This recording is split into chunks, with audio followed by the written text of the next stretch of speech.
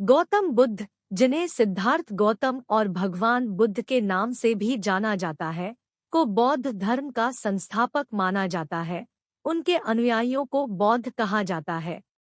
गौतम बुद्ध को आमतौर पर बुद्ध के रूप में भी जाना जाता है, जिसका अर्थ है एक प्रबुद्ध व्यक्ति जिसने निर्वाण की स्थिति प्राप्त करके पीड़ा और अज्ञानता की स्थिति से मुक्ति पा ली है। गौतम बुद्ध का जन्म 623 ईसा पूर्व में दक्षिणी नेपाल में स्थित लुम्बिनी प्रांत में हुआ था। उनका जन्म हिमालय की तलहटी में रहने वाले शाक्य वंश के एक कुलीन परिवार में हुआ था। शाक्य वंश के मुखिया शुद्धोदन उनके पिता थे, जबकि उनकी माता माया एक कोलियान राजकुमारी थी।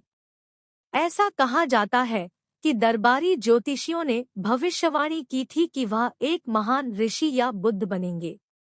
बुद्ध के पिता ने उन्हें बाहरी दुनिया और मानवीय पीड़ा से बचाया और बुद्ध हर उस विलासिता के साथ बड़े हुए जो वह चाहते थे। 29 वर्षों तक आश्रययुक्त और विलासितापूर्ण जीवन जीने के बाद बुद्ध को वास्तविक दुनिया की झलक मिली।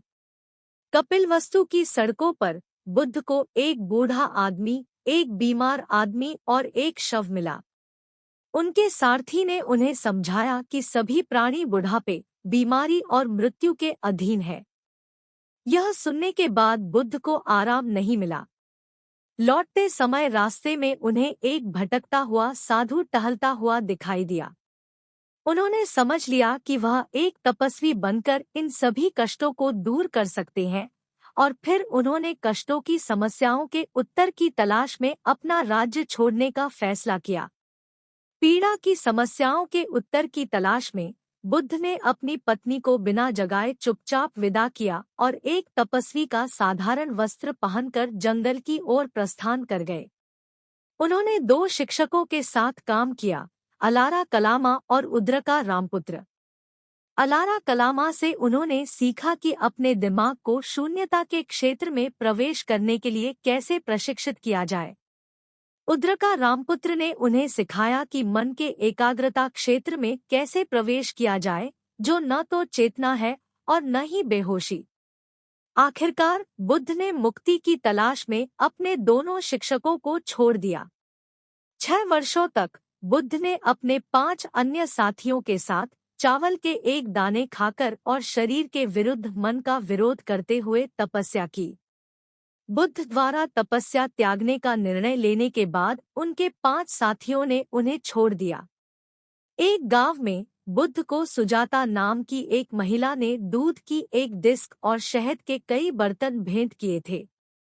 इसके बाद वह नैरंजना नदी में स्नान करने गए और फिर बोधि वृक्ष के नीचे बैठ गए, जहां उन्होंने ध्यान लगाया। 7 दिनों के बाद वह मानवीय पीड़ा की जंजीरों से मुक्त हो गए और प्रबुद्ध व्यक्ति बुद्ध बन गए।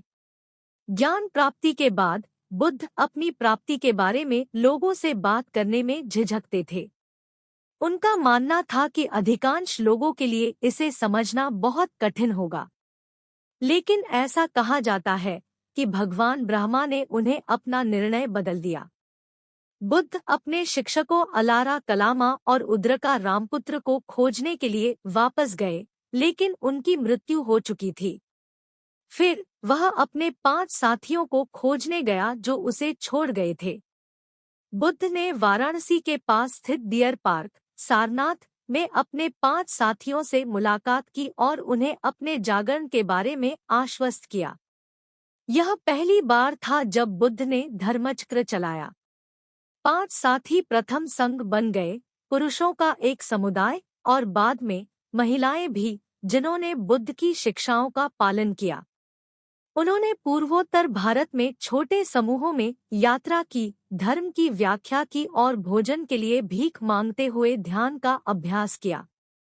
बुद्ध 49 वर्षों तक भारत के गांवों और कस्बों में घूमते रहे और धर्म का प्रचार करते रहे। कई राजा उन्हें जानते थे और उन्होंने संघ के विश्राम स्थलों के लिए बगीचे और पार्क दान किए, जहां लोग उनके पास आते थे। बुद्ध ने संघ के लिए नियमों का एक सेट विकसित किया, जो प्रतिमोक्ष नामक विभिन्न ग्रंथों में संरक्षित है। इन ग्रंथों का पाठ हर 2 सप्ताह में संघ द्वारा किया जाता था। बुद्ध की मृत्यु 80 वर्ष की आयु में सूअर का मांस या मशरूम खाने के बाद हुई। उनकी मृत्यु शैया पर एकत्रित भिक्षुओं ने उन्हें यह एहसास कराया कि सब कुछ क्षणभंगुर है। उन्होंने उनसे स्वयं और धर्म की शरण लेने को कहा। उनकी मृत्यु के कुछ शताब्दियों के बाद बुद्ध को भगवान बुद्ध की उपाधि दी गई।